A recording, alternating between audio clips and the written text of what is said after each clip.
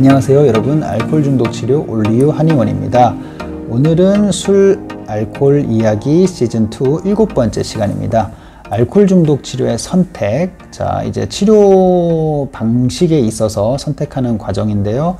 나에게 가장 합리적인 치료는 무엇일까? 약물 치료, 혹은 입원 치료, 상담 치료, 이런 것들이 있을 수 있습니다. 자, 지난 시간에는 스스로 노력하는 것과 이제 도움을 받는 것의 경계에 대해서 공부해 봤는데요. 오늘은 나에게 최선의 치료를 선택하는 방법에 대해서 알아보겠습니다. 자, 그럼 구체적으로 어떤 치료가 나한테 제일 적합할지입니다. 사실 제가 몇 번 이제 다룬 내용이기도 한데, 이번 포스팅에서 한 번 더 한번 정리를 해 보겠습니다.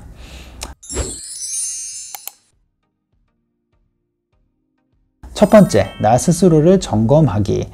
도움을 위한 준비가 되었고 도움을 받을 여건이 되었는지를 확인해야 됩니다. 그리고 구체적으로 어떤 도움을 받을지를 잘 떠올려 봅시다. 내 이야기를 단순히 들어줄 상대가 필요한 건지, 갈망감, 술을 마시고 싶은 이런 욕구를 줄여줄 약물이 필요한 건지, 내 생각을, 내 판단을 좀 바꿔주고 고쳐줄 그런 심층적인 상담이 필요한지, 구체적 도움을 생각하기 위해서는 내가 정말 원하는 상태가 무엇인지도 명확해 해야 합니다. 물론 이 원하는 상태가 지금 당장 내가 원하는 상태, 마음껏 술 마시고 건강상해나 사회적으로나 필름 끊김 현상 이런 거 없는 상태, 그런 것들은 치료에 도움을 받는다고 해서 가능하지 않을 수도 있습니다. 자, 어떤 상태가 내가 정말 원하는 상태인지, 술을 끊고 싶은 것인지, 음주 횟수를 줄이고 싶은 것인지, 술을 마음껏 마시면서도 취하지 않는 상태인 것인지, 그런 것들을 좀 구체적으로 잘 한번 고민을 해 보시고요.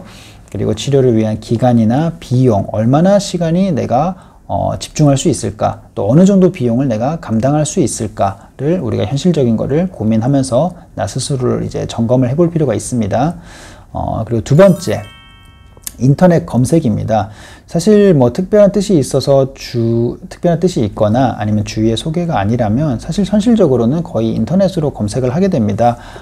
여러 검색 포털에서 알코올 중독 치료, 혹은 또 알코올 중독 치료 병원, 알코올 사용 장애, 의존증, 남용, 뭐 이런 것들에 대한 키워드로 알코올과 관련된 이제 이 단어를 검색을 할 텐데요. 거기서 나오는 병의원 및 혹은 센터, 이런 곳을 찾으시면 됩니다. 자, 참고로 단주 모임, AA 모임이라고 하죠. 이것은 별도 검색을 하시면 지역별로 가까운 곳에 있으니 찾아가실 수 있습니다. 제가 간략하게 링크는 걸어 뒀어요. 자, 크게 이제 이 치료 수단을 나누었을 때 병원이냐, 병원 의원 포함해서 병의원이냐, 아니면 무료 상담 센터냐, 아니면 단주 모임이냐, 이렇게 나눌 수 있을 것 같은데요. 참고로 이제 규모가 큰 병원은 인터넷 검색해보면 몇 군데가 나옵니다. 규모가 큰 병원은 자체적으로 또 단주 모임을 하는 그런 센터를 가지고 있는 경우도 있습니다. 자, 근데 실제로 이제 무료 상담 센터 이런 데 방문을 하셔서 지자체에 있을 텐데, 약물 치료에 사실 방문을 하셔도 사실상 이 약물 치료가 필요한 경우가 대부분이기 때문에 사실 상담만으로 실질적으로 이제 변화를 받고 개선을 하는 거는 어려울 수 있습니다. 자, 단주 모임도 스스로 찾아가는 것보다는 병원에서 권장하거나 뭐 소개를 하거나 그렇게 해서 병행하는 경우가 일반적이기 때문에 실질적으로, 현실적으로는 알코올 중독에 대한 고민이 있으시다면 이제 순서의 차이는 있겠지만, 오고 가고 어디를 먼저 가고의 차이는 있겠지만 결국에는 병원을 거치게 됩니다. 자, 다만 아직 증상이 심하지 않는 분들이나 부모님이나 가족이 알코올 중독이어서 예방을 목적으로 활용하신다면 센터의 이제 전문가의 도움과 상담만으로도 충분한 성과를 기대하는 바를 이룰 수 있을지 않을까라고 생각을 해봅니다. 자, 세 번째, 그럼 결국 병원을 가야 되는데 언젠가는 어떻게든 어떤 병원을 가야 할까? 자, 가장 중요하고 고민이 되는 문제이겠죠.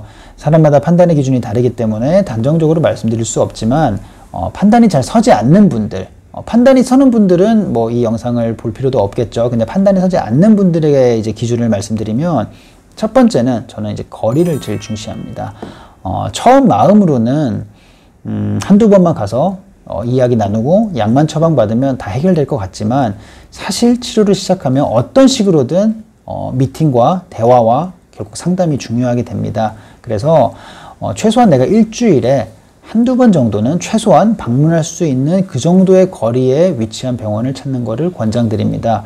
물론 정말 가고 싶은 병원이 있거나 꼭 이제 진료받고 싶은 선생님이 계신다면 조금 멀어도 그렇게 가볼 수는 있겠지만, 그래도 내가 그 정도의 부지런함을 이제 내가 발휘할 수 있는 그런 여건이 되는 그런 거리에 있는 병원을 찾기를 첫 번째로 권장드리고요.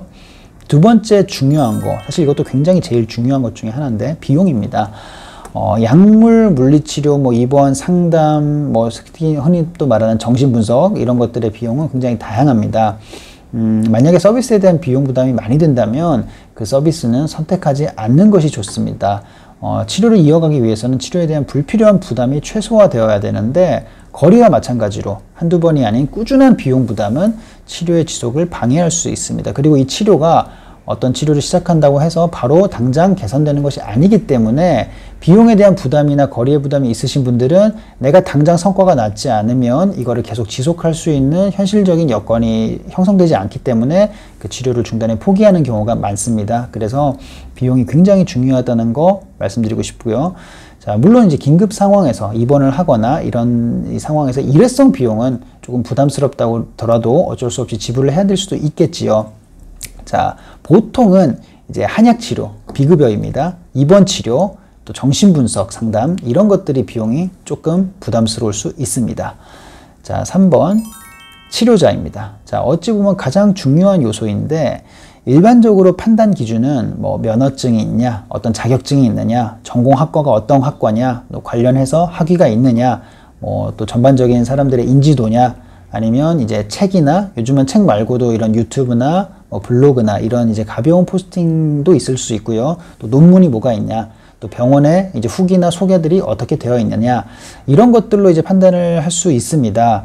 자, 위의 조건으로 일단 이게 전부는 아니고 한번 전반적인 필터링을 해보시고, 그리고 선별을 할 때는 중요한 거는 제가 꼭 드리고 싶은 말씀은 당사자 혼자만이, 혹은 가족들 이 구성원 중에 한 분이 임의로 선택하지 마시고 본인과 가족 주변의 지인과 같이 상의를 하시는 것이 좋습니다.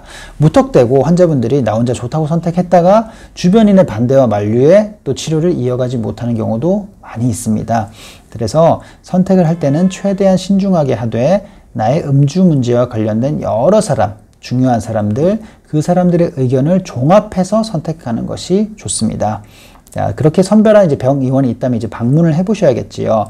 자, 처음 내원해서는 그 치료자와 마주치는 첫인상, 이야기, 그리고 그때 느끼는 내 감정 등을 종합해서 내가 가장 편안하고 내 이야기를 잘 들어주는 치료자가 제일 첫 번째 요소일 것 같습니다. 자, 두 번째는 치료자가 하는 이야기, 설명, 이런 계획들이 내가 충분히 이해가 되고 납득이 돼야 됩니다. 납득되지 않는데 치료를 시작할 수는 없습니다. 자, 그런 납득이나 이해되는 거, 그리고 치료자가 잘 공감하고 들어주는 것, 이게 제일 중요한 요소입니다.